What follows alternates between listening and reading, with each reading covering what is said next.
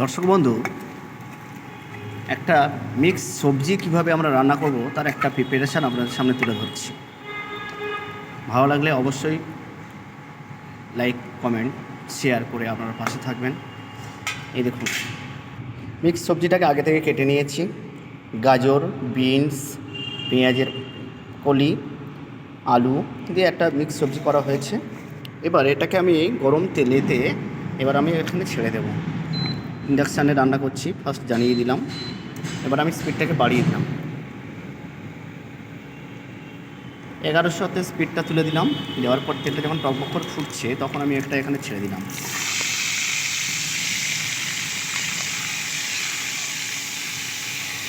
দেওয়ার পরে আমি গরম তেলে এটাকে আস্তে আস্তে নাড়তে থাকবো। তারপর এটাকে আমি ঢাকা দিয়ে একটু সিদ্ধ করে নেব। বন্ধুরা, এটা গরম তেলে আমি অলরেডি এটাকে দিয়ে দিয়েছি। এবার আস্তে আস্তে আমি এটা দিয়ে নাড়তে শুরু করছি।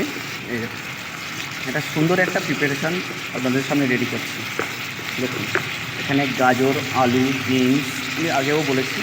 এখানে মশলা কী কী দিলাম: একটু শুকনো লঙ্কা, একটু গোটা জিরে, একটু আদা রসুন কুচি, আর একটু শুকনো লঙ্কা। দেওয়ার পরে আমি এটাকে আস্তে আস্তে নাড়তে শুরু করলাম। দেওয়ার পরে এটাকে আমি আস্তে করে আমি ঢাকা দেবো। এইভাবে আমি এটাকে ঢাকা দেবো। দর্শক, আমি হিটটাকে একটু কমিয়ে দিলাম। দেওয়ার পরে আমি এটাকে স্লো হিটে আমি এটাকে ঢাকা দিয়ে আস্তে আস্তে ওই যে বিনসের রস বা সবজির যে রসটা বের হচ্ছে ওই রসে কিন্তু এটা অলরেডি সিদ্ধ হয়ে যাবে। তারপর দর্শক, আমি এখানে কিছু মশলা দেব। এখন যেমন হালকা করে একটু লঙ্কার গুঁড়ো দিয়ে দিলাম।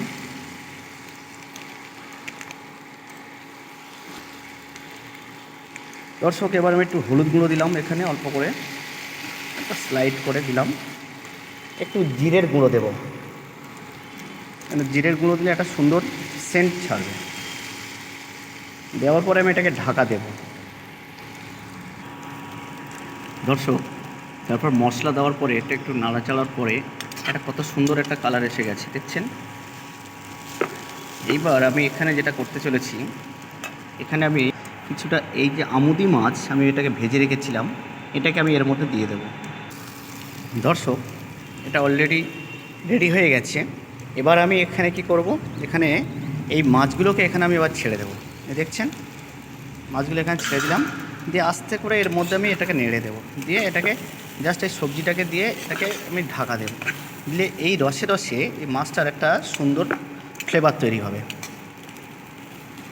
দেখতে পাচ্ছেন? ধন্যবাদ।